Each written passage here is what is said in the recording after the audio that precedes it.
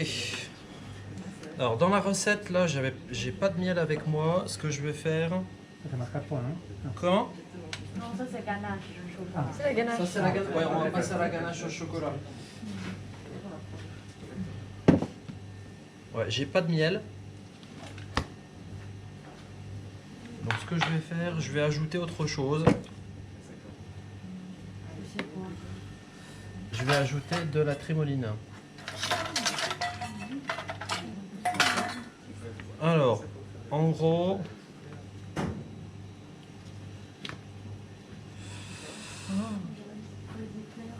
C'est ça qu'on utilise pour faire du sucre soufflé, non? non. En gros, les abeilles, dans la salive, elles ont une enzyme qui s'appelle l'invertase. Donc c'est ce qui fait qu'on va hydrolyser en fait ça va hydrolyser le sucre et ça va vous donner un sucre un petit peu liquide. Donc ce que vous trouvez sur le miel. Là, on peut reproduire la même chose en fait par un procédé d'hydrolyse aussi sur le sucre avec une enzyme pour le coup qui va être synthétique mais qu'on va appeler aussi l'invertase. Donc là, le sucre inverti, simplement, ça va pas être, on va dire, du sucre qui provient des fleurs. On va juste hydrolyser du sucre de manière à avoir quelque chose qui soit un petit peu liquide. Ça va ressembler un petit peu à du miel cristallisé en fait. L'avantage de mettre ça, alors soit du sucre inverti ou du miel, le miel aura un petit peu plus de goût quand même que le sucre inverti, c'est que ça va être un anticristallisant. L'anticristallisant, il va permettre de garder l'humidité, c'est-à-dire de limiter l'échange d'eau du produit avec l'extérieur. En gros, ce qu'on ne voit pas forcément, c'est qu'il y a toujours un équilibre qui va se faire entre l'air ambiant et un produit. C'est-à-dire quand vous mettez dans les tours réfrigérées, c'est un froid qui est sec. Il y a un ventilateur qui répartit l'air. Donc le produit va perdre un petit peu d'eau au profit de l'air extérieur. Si vous mettez un anticristallisant, en fait il va fixer un petit peu l'humidité dans le produit. Bon, je ne vais pas trop rentrer sur de la théorie, sur trop de théorie.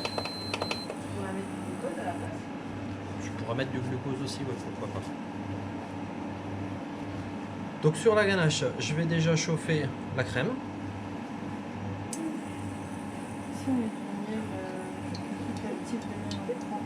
Là, sur le choix du miel, en fait, ça dépend, je dirais, comment tu veux typer ta ganache derrière. Par exemple, je sais plus qui c'est qui m'a dit il n'y a pas très longtemps qu'il avait utilisé du miel.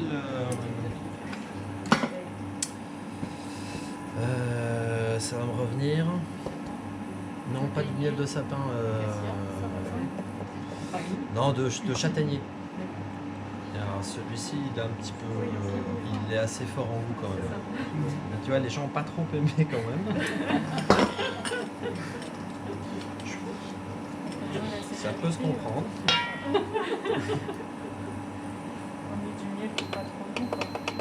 Ouais, miel d'acacia. Après, ça peut être. Moi, j'aime bien le miel de châtaignier, donc ça pourrait être, j'irais un goût recherché à ce moment-là.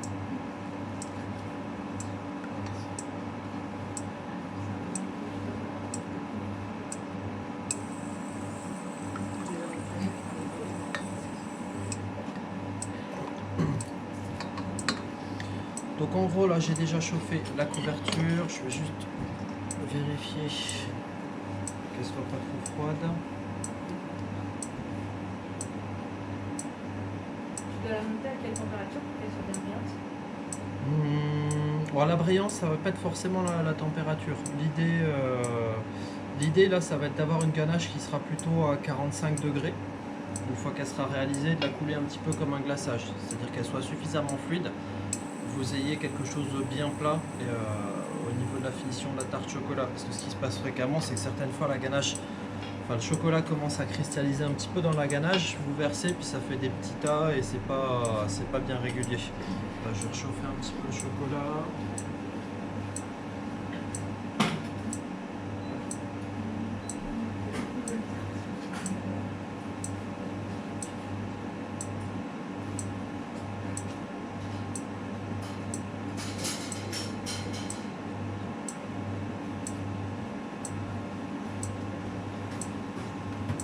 On pourrait faire chocolat au lait ou chocolat blanc. Oui, pourquoi pas. Alors, chocolat blanc. Bah si, aucun problème. Avec un peu de sucre. Déjà chocolat blanc, c'est un peu compliqué parce que chocolat blanc, en fait, il n'y a que du beurre de cacao, il n'y a pas de pâte de cacao dedans. Non, ce qui va changer, c'est que dans une couverture noire, il y a plus de pourcentage de cacao. Donc on va avoir quelque chose qui va solidifier plus. Plus vous allez descendre en pourcentage de cacao, moins ça va solidifier la préparation. Donc en gros, plus vous allez descendre vers chocolat au lait, voire ivoire, soit il faudra réduire la quantité de crème, soit il faudra augmenter la quantité de chocolat que vous mettez. Donc là par exemple, pour 100 g de crème liquide et 90 g de couverture 65%, si j'avais on va dire une couverture 55%, à ce moment-là j'aurais mis 100 g de couverture. Si j'étais à 45%, j'aurais mis 110 g. On le reverra ça avec les ganaches montées quand on fera les bûches.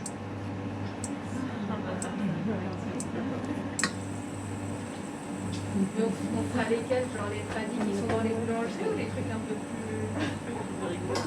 Non mais parce qu'il y a des choses comme beurre, beurre. Non, des ganaches montées à la place de la crème au beurre. Voilà, donc là j'ai réchauffé.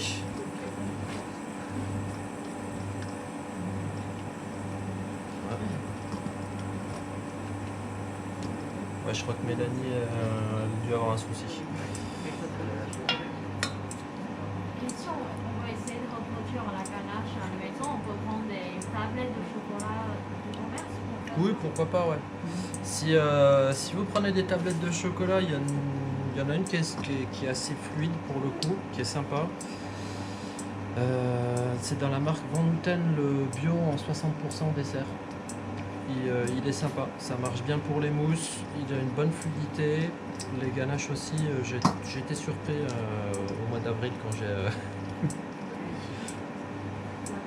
Ouais, pour le Royal, c'est ce que j'avais dit. Ouais. Ça, même pour tempérer les décors en chocolat que j'avais fait sur le fraisier, ça marchait bien. Ouais. Ça c'est quoi comme couverture? Ça, c'est une 65% Guayaquil de chez Cacao Barry. C'est 65% de cacao? Ouais, c'est ça, ouais.